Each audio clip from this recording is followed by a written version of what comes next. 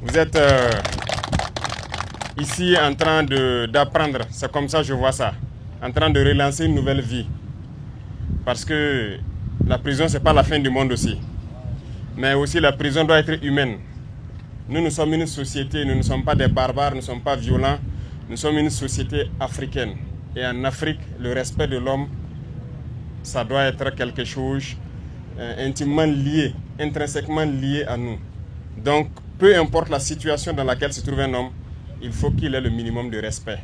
C'est dans ce sens que nous avons introduit, comme il l'a dit, les TIG, pour permettre à quiconque qui est en conflit avec la loi de pouvoir travailler pour la nation, se former et au sortir de là, apprendre quelque chose. Parce que beaucoup de choses peuvent amener quelqu'un en prison. Et c'est une vie. Ça peut être très souvent la pauvreté qui peut amener quelqu'un à poser des actes contraires à lui-même, ses valeurs. Vous pouvez juste aller emprunter de l'argent avec quelqu'un, mais vous n'avez pas pu rembourser. Il va vous convoquer, ça va aller loin et après vous vous retrouvez en prison. Ça ne veut pas dire que vous n'avez pas la volonté de rembourser, mais vous n'avez pas eu la capacité de le faire. Donc, les lois et autres que nous votons, et nous sommes en train de lutter actuellement pour que tout soit traduit dans nos langues, pour que vous compreniez. Donc, par ignorance, quelqu'un peut être en conflit avec la loi et ne pas savoir poser des actes et se retrouver dans des situations comme ça. Et donc, chaque situation est une leçon. La vie que vous menez, c'est une leçon pour tout un chacun. Et quand vous sortirez d'ici, personne ne peut se prévaloir d'avoir vécu l'expérience que vous avez vécue. Et nous ne souhaitons pas que nos prisons soient à l'image de celles des impérialistes là.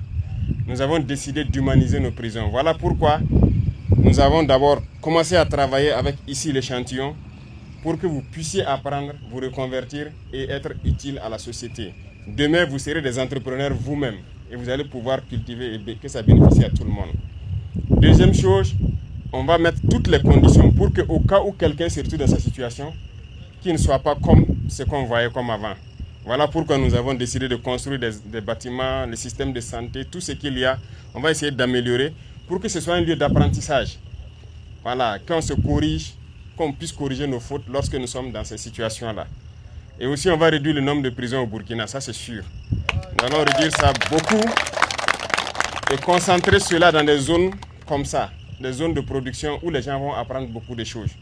Ça, c'est l'agriculture, mais il y a beaucoup d'autres choses que vous apprenez. Ça peut être dans la mécanique et bien d'autres choses.